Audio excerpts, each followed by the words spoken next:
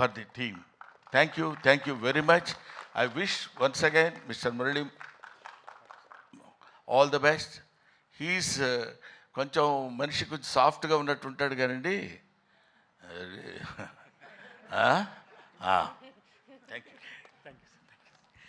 Thank you so much Brahmanandam గారు. మీ నటనతో ఈ సినిమా ఇంకా 100% ఎక్కువ రీచ్ అవుతుందని చెప్పి అనుకుంటున్నాం.